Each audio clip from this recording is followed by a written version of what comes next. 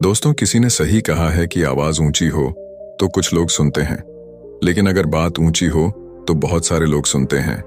नमस्कार दोस्तों, एक छोटी सी कहानी। ये कहानी एक लड़के की 24 साल का लड़का जो सेठ के यहाँ पर नौकरी करता था। उसके माँ बाप इस दुनिया में नहीं थे। जिंदगी बड़ी परेशानी में चल रही थी। वो जाता था, रोजाना पैसे कमा करके घर आता था, खाना बनाता था, खाता था, सो जाता था। एक दिन उसने देखा कि एक बूढ़ा फकीर अपनी पीठ पर 3 ठेले लेके एक शहर से दूसरे शहर की ओर जा रहा था। वह काफी बूढ़े भी थे और काफी देर से वह यूं ही सफर कर रहे थे, और आखिरकार कुछ दूर और सफर करने के बाद वह चलते चलते थक कर एक पेड़ के नीचे बैठ गए। तभी उनकी नजर एक नौजवान युवक पर पड़ी जो उसी रास्ते से जा रहा था, और वह भी उसी दिशा में जा रहा था जिस दिशा में उन बूढ़े फकीर को जाना था। तभी वह लड़का उन बूढ़े फकीर के पास से होकर गुजरा। इस पर वह फकीर उस लड़के से कहते हैं, सुनो बेटा, क्या तुम मेरी थोड़ी सी मदद कर सकते हो? ये ठेला बहुत भारी है और मैं बूढ़ा हो चुका हूँ। मैं ज्यादा समय तक इनका बोझ नहीं उठा सकता और मैं बहुत थक भी चुका हूँ। तो क्यों ना तुम मेरे एक ठेले को ले लो और मुझे उस दूसरे गांव तक पहुंचा दो। इसके बदले में मैं तुम्हें 3 स्वर्ण मुद्राएं दूंगा। वह लड़का उन फकीर की सारी बातें सुनता है और उन फकीर से कहता है, कोई बात नहीं बाबा, मैं आपकी मदद करने के लिए तैयार हूं। कहिए आपको कहां जाना है? ऐसा कहकर उस लड़के ने उन फकीर का एक ठेला उठा लिया और अपने कंधे पर ले लिया। तभी उस जवान लड़के को यह एहसास हुआ कि यह ठेला तो सचमुच बहुत भारी है। वह लड़का और फकीर दोनों रास्ते में आगे की ओर बढ़ चले। कुछ दूर आगे चलने के बाद देखते ही देखते वह गांव खत्म होने लगा और अब एक सुनसान रास्ता आगे की ओर जा रहा था। वे दोनों अपने मार्ग में मस्त होकर आगे की ओर बढ़ रहे थे।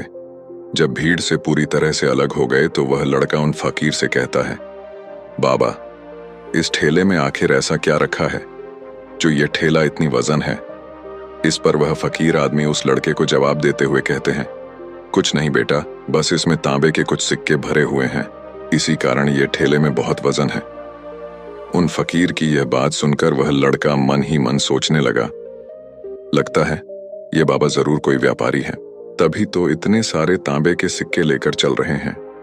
और फिर तभी उसके मन में एक ख्याल आया कि मुझे क्या करना है। मुझे तो खाली यह ठेला दूसरे गांव तक पहुंचा है, बस इतना ही। जैसे ही उसके मन में यह ख्याल आया, उसने तांबे के सिक्कों का वह ख्याल मन से निकाल दिया और अपनी धुन में मस्त होकर वह आगे की ओर चलने लगा। चलते चलते कुछ और समय बीता और वे दोनों एक नदी के किनारे जा पहुंचे। वह लड़का हट्टा कट्टा था और काफी चुस्त और तंदुरुस्त भी था, इसलिए वह बिना सोचे समझे उस नदी में उतर जाता है, किंतु वह फकीर अब भी किनारे पर ही खड़े थे। इस पर वह लड़का उन फकीर से कहता है, क्या हुआ बाबा, चलिए आइए, हमें यह नदी पार करनी होगी, तभी तो हम उस गांव तक पहुंच पाएंगे। इस पर वह फकीर उस लड़के से कहते हैं, मैं जानता हूं बेटा कि हमें यह नदी पार करनी ही होगी, लेकिन जैसा कि तुम जानते हो मैं अब बूढ़ा हो चुका हूं और 2-2 ठेले लेकर मैं यह नदी पार नहीं कर सकता। कहीं मेरा पांव फिसल गया तो क्या होगा? क्या तुम मेरी एक और गठरी ले सकते हो? मैं तुम्हें इसके बदले भी 3 स्वर्ण मुद्राएं दूंगा। इस पर वह लड़का मुस्कुराते हुए उन फकीर से कहता है, बाबा, आप मुझे शर्मिंदा कर रहे हैं। यदि आप मुझे स्वर्ण मुद्राएं ना भी दें तो भी मैं आपका कार्य अवश्य करूंगा। मैं आपको उस दूसरे गांव तक जरूर पहुंचाऊंगा। इस पर वो फकीर मुस्कुराते हुए उस लड़के से कहते हैं, बेटा, तुम तो बड़े ही भले इंसान लगते हो। इतना कहकर उन्होंने वह दूसरी गठरी भी उस लड़के को थमा दी। उस लड़के ने जब वह दूसरी गठरी अपने कंधे पर रखी तो वह गठरी भी उसे बहुत ज्यादा भारी लगी, लेकिन उसने वहां पर कुछ नहीं कहा। जैसे तैसे उन दोनों ने नदी पार की। नदी पार करने के बाद बातों बातों में ही उस लड़के ने उन फकीर से कहा, बाबा, आखिर इस दूसरी गठरी में क्या है? ये गठरी भी बहुत वजन है। इस पर वह फकीर उस लड़के को जवाब देते हुए कहते हैं, बेटा, इसमें चांदी के सिक्के हैं, इसी कारण यह गठरी भी बहुत वजन है। उन फकीर की यह सारी बातें सुनकर अब उस लड़के का दिमाग तेजी से काम करने लगा था। वह यह सोच रहा था कि एक ठेले में तांबे के सिक्के हैं और दूसरी में चांदी के। ऐसा प्रतीत होता है मानो यह फकीर बाबा कहीं दूर से आ रहे हैं और उन्होंने अपनी सारी जमीन जायदाद बेचकर ये सारे सिक्के इकट्ठे किए हैं। तभी तो वह इतना धन लेकर चल रहे हैं, लेकिन वह लड़का उन फकीर से कुछ नहीं कहता और वे दोनों चुपचाप मार्ग में आगे की ओर बढ़ते चले जाते हैं। कुछ दूर आगे बढ़ने के बाद एक बार फिर एक सुनसान राह आती है। उस सुनसान रास्ते को देखते ही उस लड़के के मन में तरह तरह के विचार उत्पन्न होने लगे। वह यह सोचने लगा, अरे यह तो सुनसान जगह है, अगर मैं यह सिक्के लेकर यहां से भाग जाऊं तो यह फकीर मुझे कब तक दौड़ाएंगे। मुझे नहीं लगता कि मुझे कभी पकड़ पाएंगे और यहाँ पर कोई है भी नहीं जो इनकी मदद कर पाए। और वैसे भी ये बहुत सारे सिक्के हैं, मैं इनसे एक अच्छी दुकान खरीद सकता हूँ, अपना नया व्यापार शुरू कर सकता हूँ। और वैसे भी ये बूढ़ा फकीर अब इन पैसों का क्या करेगा, इससे अच्छा तो मैं ही इन्हें रख लेता हूँ। वह लड़का यह सब बारे में सोच ही रहा था, तभी अचानक उसे खुद पर आश्चर्य हुआ। अरे मैं यह क्या सोच रहा हूँ, यह फकीर बाबा न जाने कहां से आ रहे हैं और क्या खूच करके इन्होंने इतने सारे पैसे इकट्ठा किए होंगे। मुझे इनका फायदा नहीं उठाना चाहिए। नहीं नहीं, मुझे ऐसा नहीं करना चाहिए। उसने कुछ देर के लिए तो अपने मन के विचारों को काबू कर लिया, लेकिन कुछ देर बाद उसके मन के विचार उस पर देखते ही देखते हावी होने लगे। वह लड़का 2 ठेले लेकर उन फकीर के पीछे पीछे चल रहा था और कुछ दूर आगे चलने के बाद एक पहाड़ी आई। इस पर वह फकीर बाबा उस लड़के से कहते हैं, बेटा यह पहाड़ी मैं नहीं चढ़ पाऊंगा, मैं काफी बूढ़ा हो चुका हूं और मेरे घुटनों में भी दर्द रहता है। यदि तुम मेरी तीसरी गठरी भी ले लो तो मैं तुम्हें 3 और स्वर्ण मुद्राएं दूंगा, लेकिन याद रखना इसे कहीं गिराना मत, कहीं ये गठरियां खुल ना जाए। इस पर वह लड़का उन फकीर से कहता है, क्यों बाबा, आखिर इसमें ऐसा क्या है। इस पर वह फकीर उस लड़के से कहते हैं, बेटा इसमें स्वर्ण मुद्राएं हैं। यह सुनकर वह लड़का मन ही मन बहुत प्रसन्न हुआ। उसने चुपचाप वह गठरी भी उन फकीर से ले ली और देखते ही देखते वे दोनों मार्ग में आगे की ओर बढ़ने लगे। अब वह फकीर बिना कोई वजन लिए हुए आराम से पहाड़ की चढ़ाई पर चढ़ रहे थे, किंतु वह नौजवान लड़का जो पीछे था वह वजन के कारण बहुत धीरे धीरे चल पा रहा था। लेकिन जब से उसने सोने का नाम सुना था उसका मन तो छलांग मार रहा था। वह मन ही मन सोच रहा था, अगर मुझे यह सारा धन मिल जाए तो मेरा पूरा जीवन तो आराम से कट जाएगा। वैसे भी यह बाबा तो बूढ़े हो चुके हैं, भला इन्हें इतने पैसों की क्या जरूरत है, इनका जीवन तो वैसे भी कट चुका है। मैं एक काम करता हूँ, यह सारे पैसे लेकर यहाँ से भाग जाता हूँ। लड़के के मन में अनगिनत विचार उठ रहे थे। लड़के का मन अब उसकी बुद्धि पर पूरी तरह से हावी हो चुका था और उस लड़के का मन अपनी बात को सही साबित करने के लिए उससे कुछ भी कह रहा था।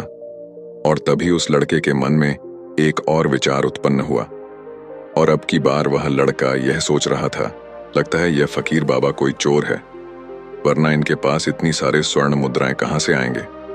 अगर ये कोई व्यापारी होते तो भला ये इस तरह से पैदल यात्रा तो नहीं करते, और अगर इनके पास इतने सारे पैसे थे तो यह कोई ना कोई साधन भी तो अवश्य कर सकते थे। लगता है ये कोई चोर है और चोर से चोरी करने में भला क्या बुराई है। यह सोचता हुआ वह लड़का अब उन फकीर से तेजी से आगे की ओर बढ़ रहा था और देखते देखते वह फकीर से आगे भी निकल चुका था। और वह यह सोच रहा था कि जैसे ही इस पहाड़ की ढलान आएगी मैं 3 गठरियां लेकर भाग जाऊंगा। इससे ये सारे पैसे मेरे हो जाएंगे और मेरी गरीबी भी हमेशा हमेशा के लिए दूर हो जाएगी। मैं जो चाहूंगा मैं वो कर पाऊंगा, मेरे पास बहुत सारा धन होगा। और देखते देखते वह दोनों पहाड़ की चोटी पर पहुंच गए और अब ढलान का रास्ता शुरू होने वाला था। तभी वह लड़का उन फकीर से नजरें बचाकर वह 3 गठरियां लेकर भागता हुआ आगे बढ़ गया। अब उसे अपना शरीर बहुत हल्का महसूस हो रहा था, मानो उसे उन 3 ठेलों का वजन तक न मालूम पड़ रहा हो। काफी दूर दौड़ते दौड़ते किसी तरह से वह अपने आप को बचते बचाते अपने घर पहुंचा। उसकी खुशी का कोई ठिकाना नहीं था। उसने सोचा, क्यों ना मैं जल्दी जल्दी इन गठरियां में से वो सारे पैसे निकाल लूं। यह सोचकर जब उसने गठरियां खोली तो पहली गठरी में उसे लोहे से जंग भरे हुए सिक्के मिले। यह देखकर उसे यकीन नहीं हुआ। इस पर उसने फटाफट दूसरी गठरी भी खोल डाली, उसमें भी उसे लोहे के जंग लगे हुए सिक्के ही निकले। यह सब देखकर वह लड़का बड़ा हैरान था। आखिर यह सब क्या हो रहा है? उन फकीर ने तो मुझसे और ही कुछ कहा था। अब उसने वह सोने वाली गठरी खोली और उसमें भी लोहे के जंग लगे हुए सिक्के ही निकले। यह देखकर वो लड़का बड़ा क्रोधित हुआ। उसने सोचा, उन फकीर ने मुझसे झूठ क्यों कहा? उन्होंने मुझसे ऐसा क्यों कहा कि एक में तांबे के सिक्के हैं, एक में चांदी के और तीसरे में स्वर्ण मुद्राएं हैं? वह यह सब सोच ही रहा था कि तभी उसकी नजर उस थैले में पड़े एक पत्र पर पड़ी। उसने वह पत्र उठाया और उस पत्र में लिखा था, यह पूरा नाटक ईमानदार व्यक्ति की खोज करने के लिए रचा गया है और मैं इस राज्य का राजा हूं। मेरी कोई संतान नहीं और इसीलिए मैंने यह षड्यंत्र रचा है ताकि मैं अपने राज्य में किसी एक ऐसे ईमानदार व्यक्ति की खोज कर सकूं जो मेरे बाद इस राज्य का राजा बन सके और इस राज्य भार को संभाल सके। और इस राज्य का भार वही संभाल सकता है जो पूरी तरह से ईमानदार हो, जिसके मन में किसी प्रकार का कोई लालच ना हो। इतना पढ़ते ही वह लड़का जोर जोर से चिल्लाने लगा। वह सर पकड़कर बैठ गया। वो यह जानता था कि यदि वह अपने मन के विचारों पर काबू कर लेता तो उसका जीवन संवर सकता है, लेकिन वह अपने मन के विचारों पर काबू नहीं कर पाया। दोस्तों, महात्मा बुद्ध कहते हैं कि मन ही सब कुछ है। आप जो सोचते हैं वही बनते हैं। इसलिए आपका सबसे बड़ा दुश्मन भी आपको उतना नुकसान नहीं पहुंचा सकता जितना कि आपके मन के यह अनियंत्रित विचार पहुंचा सकते हैं। महात्मा बुद्ध कहते हैं, अपने भीतर ध्यान से देखो। हमारे भीतर जो विचार चल रहे हैं वही विचार शब्द बनते हैं और शब्द कर्म के रूप में प्रकट होते हैं। बार बार दोहराने पर कर्म बर्ताव में बदलता है और धीरे धीरे समय के साथ बर्ताव चरित्र में परिवर्तित हो जाता है और यही चरित्र हमारे भाग्य का निर्माण भी करता है। इसलिए हमें हमेशा अपने विचारों के प्रति सजग होना बहुत आवश्यक है। हमें जागरूक होना बहुत आवश्यक है। हमें यह जानना जरूरी है कि हमारे मन में किस प्रकार के विचार आ रहे हैं। आगे महात्मा बुद्ध कहते हैं कि कमजोरी हमेशा छोटे विचार से शुरू होती है। यह एक बीज के रूप में होती है और यदि इस बीज को नष्ट न किया जाए तो यह छोटा सा विचार बहुत जल्द ही एक विशाल वृक्ष का रूप ले लेता है और हमारी बुद्धि की सोचने और समझने की क्षमता को पूरी तरह से नष्ट कर देता है। जिस प्रकार आपने इस कहानी में देखा किस प्रकार उस जवान लड़के का मन उस पर हावी हो चुका था और उसकी सही और गलत सोचने की क्षमता पूरी तरह से नष्ट हो चुकी थी, जिस कारण वह यह समझ नहीं पाया कि उसे क्या करना चाहिए और उसके लालच ने उसके भीतर इतनी ऊर्जा भर दी कि वह तीनों ठेले उठाकर इतनी तेजी से वहां से भागता आगे भी बढ़ गया। इसीलिए जब आपके मन में पहली बार कोई गलत विचार उत्पन्न हो तभी उसे जड़ से उखाड़ देना चाहिए, अन्यथा वह विशाल वृक्ष का रूप लेगा और आपको किसी न किसी गलत राह पर वह ढकेल ही देगा। आप चाहकर भी उसे रोक नहीं पाएंगे। लेकिन अब आपके मन में यह प्रश्न उठ रहा होगा कि हम भला अपने मन के विचारों को कैसे नियंत्रित करें। हमारा मन तो इतना चंचल है, वह इतना शक्तिशाली है कि वह हम पर हावी हो ही जाता है। हम चाहकर भी उस पर नियंत्रण नहीं कर पाते। इसका जवाब में महात्मा बुद्ध हमें दो बातें समझाते हैं। पहली बात, सही इरादा विकसित करो। कई बार आपने देखा होगा कि आपके मन में कुछ और होता है किंतु आप कहते कुछ और है, क्योंकि आपके मन के भीतर जो कुछ बसा है वही आपके मुख से बाहर भी निकल रहा है। लेकिन जब हमसे वह गलती हो जाती है तो उसके बाद हमारा मस्तिष्क अच्छी तरह से काम करना शुरू कर देता है। हमारे सोचने और समझने की क्षमता एक बार फिर से जागृत हो जाती है और ऐसी अवस्था में हमें यह एहसास होता है कि हमसे गलती हो गई है और फिर हमारा मन दुखी हो जाता है। हमारा मन अफसोस से भर जाता है और इस भारीपन और दुख से बचने के लिए महात्मा बुद्ध हमें सही इरादा विकसित करने के लिए कहते हैं। इसके लिए जब भी आप कोई कार्य करने जा रहे हो तो सबसे पहले आपको यह खुद से पूछना चाहिए कि जो कुछ भी मैं करने जा रहा हूं इसके पीछे मेरा इरादा क्या है। क्या मैं दूसरों को दुख पहुंचाना चाहता हूं या दूसरों को नीचा दिखाने जा रहा हूं या मुझे खुद को ऊपर उठाना है। खुद से सवाल कीजिए, खुद को जागृत कीजिए। जब आप इरादों के प्रति सचेत होने लगेंगे, जब आप विचारों के प्रति सजग होने लगेंगे, तभी आपके भीतर सकारात्मक ऊर्जा का प्रवाह होगा। तभी आप सकारात्मक इरादों से जुड़ने लगेंगे और आपके मन के भीतर बसी हुई वह नकारात्मक ऊर्जा और नकारात्मक इरादे दिन ब दिन कम होने लगेंगे। परंतु याद रहे, आपको यह हर रोज करना होगा और आपको यह हमेशा ध्यान रखना होगा कि आपको केवल अच्छा सोचना है। आपके इरादे हमेशा अच्छे होने चाहिए, तभी आप दुख और तकलीफों से बच सकते हैं। अन्यथा आप इसी तरह से दुख और तकलीफों में घिरे ही रहेंगे और आप कभी इससे निकल नहीं पाएंगे। दूसरी बात, मन के प्रति सजगता विकसित करो, जिससे आपका मन देखते देखते शांत होगा और आपके मन के भीतर बसी हुई वह नकारात्मक ऊर्जा, नकारात्मक विचार खत्म होने लगेंगे और आप शांति की ओर आगे बढ़ेंगे। और आपको इसके लिए बस इतना ही करना है कि इस पल में जो कुछ भी हो रहा है, आपकी आंखों के सामने आपके भीतर जो कुछ भी जैसा भी चल रहा है, बस उसे देखते रहना है। अपने मन के अच्छे बुरे विचार, अपनी भावनाएं और अपनी यादों पर बिना प्रतिक्रिया दिए उन्हें केवल देखते रहना है, जिससे आपके मन के सारे विचार देखते ही देखते खत्म होने लगेंगे। आपका मन खाली होने लगेगा और आप नकारात्मक विचारों से न सोच से बच सकते हैं और आप इन दुख और तकलीफों से भी दूर रह सकते हैं। इसीलिए महात्मा बुद्ध कहते हैं, जो स्वयं को देखता है वही सबसे बड़ा तपस्वी है।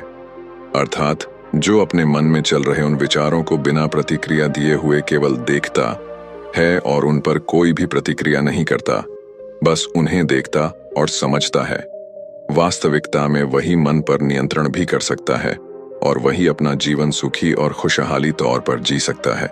इसलिए यदि आप भी अपने जीवन को सुखी और खुशहाल बनाना चाहते हैं, तो आपको सबसे पहले अपने मन पर नियंत्रण साधना ही होगा। अपने मन को खाली करना ही होगा। अपने मन के विचारों के प्रति आपको सजग होना ही होगा। दोस्तों, उम्मीद है कि आपने आज की इस वीडियो से जरूर कुछ ना कुछ सीखा होगा। तो इस वीडियो को लाइक और अपने दोस्तों के साथ शेयर भी जरूर कीजिएगा और हमें ऐसे ही सपोर्ट करने के लिए चैनल को सब्सक्राइब और घंटी बटन को जरूर दबा दीजिएगा। चलिए मिलते हैं फिर अगली वीडियो में। तब तक के लिए अपना ख्याल रखें। धन्यवाद और नमो बुद्धाय।